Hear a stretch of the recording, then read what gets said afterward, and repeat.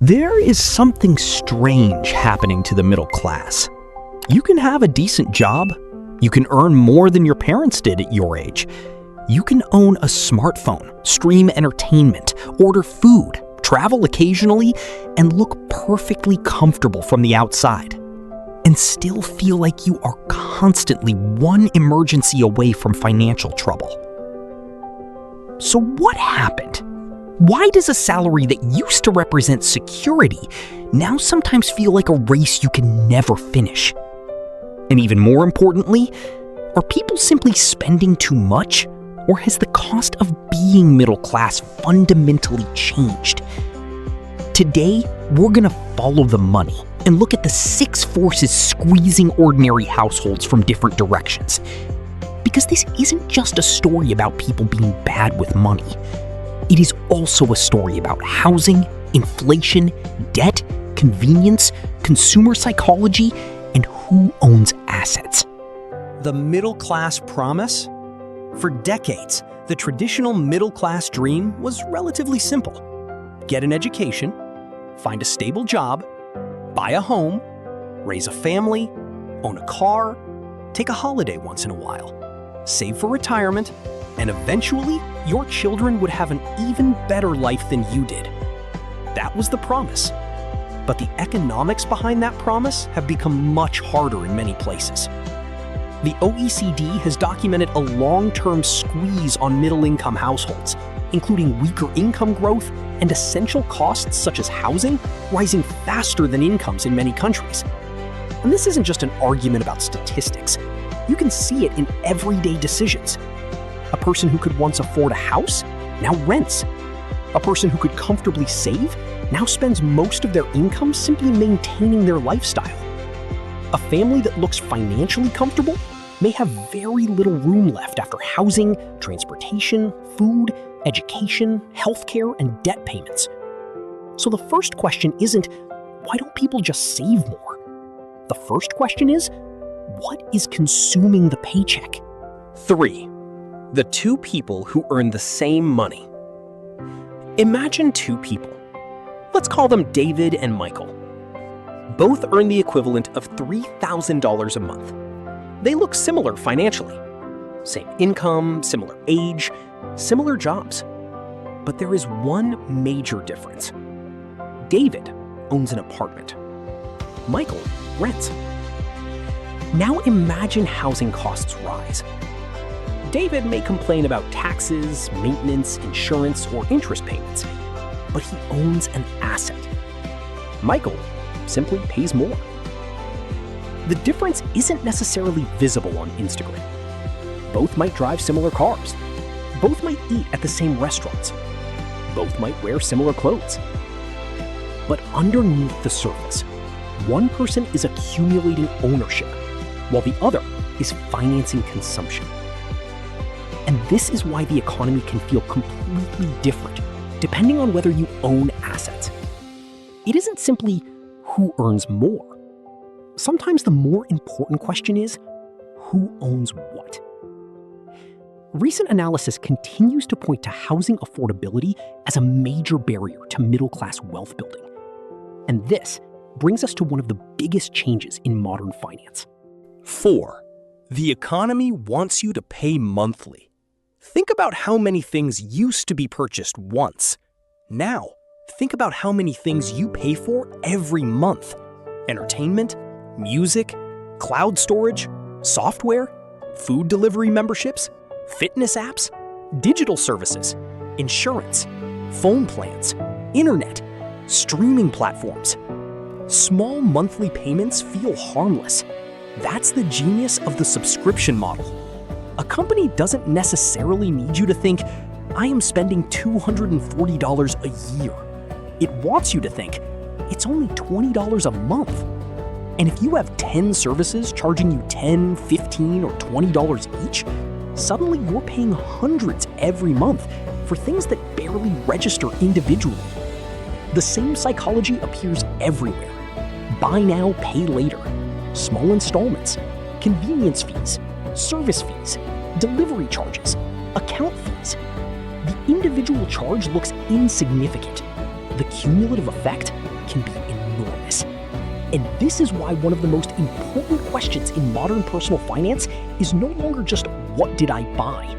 It is, what did I agree to keep paying for? 5. The invisible tax. There is another force quietly working against households: inflation. And inflation can be psychologically confusing. Imagine your salary rises by 8%. At first, you feel richer. But then food costs more, transportation costs more, rent goes up, utilities rise, insurance rises, services become more expensive. And suddenly, that salary increase doesn't feel like an increase anymore. This is the difference between nominal income and real purchasing power. Your salary can increase in numbers, while your ability to buy things barely improves. UNCTAD's 2026 Economic Outlook says global headline inflation is expected to ease to 3.1% in 2025, but it also emphasizes that high prices continue to erode real incomes, with food, energy, and housing remaining major pressure points. That's why looking only at your salary can be misleading. The better question is, what can my salary actually buy? Because money isn't valuable simply because there are more numbers in your bank account. It's valuable because of what those numbers can command. 6. Then there's your brain. Now we're getting into the uncomfortable part. Not every financial problem is caused by the economy. Sometimes we are part of the problem. Modern businesses have become extremely good at understanding human psychology. A luxury product isn't always selling leather, metal, or fabric. It is selling identity. A subscription isn't only selling entertainment, it is selling convenience. A premium coffee isn't only selling coffee, it can sell status, routine, and experience. A new phone isn't necessarily solving a problem your old phone couldn't solve. It can sell the feeling of having something new. And once your income rises, your reference point can rise with it. Yesterday, a restaurant seemed expensive. Today, it becomes your normal. Yesterday, a small apartment was enough. Today, it feels unacceptable. Yesterday, one vacation was exciting. Today, you feel like you need 2. This is how lifestyle inflation works. You don't necessarily become irresponsible. Your definition of normal simply gets more expensive. 7. The dangerous divide. Now combine everything. Housing becomes more expensive. Essential services cost more.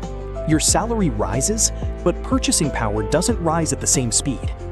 Companies make recurring payments easier. Consumer psychology encourages upgrades, and at the same time, people who already own assets may benefit when those assets rise in value. This creates 2 very different financial experiences. One person earns income mainly through work. The other person earns income from work and owns assets. One pays rent. The other may receive rent. One watches prices rise. The other may own something whose price is rising. One puts money into consumption every month. The other puts money into assets. This doesn't mean every homeowner becomes rich. It doesn't mean every investor wins. And it certainly doesn't mean renting is always bad. The point is much simpler. Ownership changes the financial game. That is why the question isn't only, how much do you earn? It is also, how much of the economy do you own? So, is the middle class really disappearing? Here's where we need to be careful. The middle class isn't literally disappearing everywhere. Different countries define middle class differently, and economic conditions vary enormously by country, city, and household. But there is strong evidence of a long-running squeeze in many economies. The OECD found that the share of people in middle-income households across OECD countries declined from 64% to 61% between the mid-1980s and mid-2010s, while essential parts of the middle-class lifestyle, including housing, became less affordable. And the pressure hasn't magically disappeared. A 2026 Allianz Global Survey of 10,000 people across 10 countries found financial and health concerns tied as the top personal worries, with 48% naming each. So perhaps the better phrase isn't "the middle class is disappearing." Maybe it's "the middle class is being squeezed." And that distinction matters, because if we understand what is doing the squeezing, we can start thinking about how to respond. 9. What should you do? You cannot personally control housing supply. You cannot control global inflation. You cannot control interest rates. You cannot control currency movements. And you cannot control every fee a company charges. But you can control the structure of your own financial life. Start by knowing exactly where your money goes. Separate fixed necessities from lifestyle spending. Audit every recurring payment. Don't automatically increase your lifestyle every time your income increases. Build an emergency reserve appropriate to your circumstances.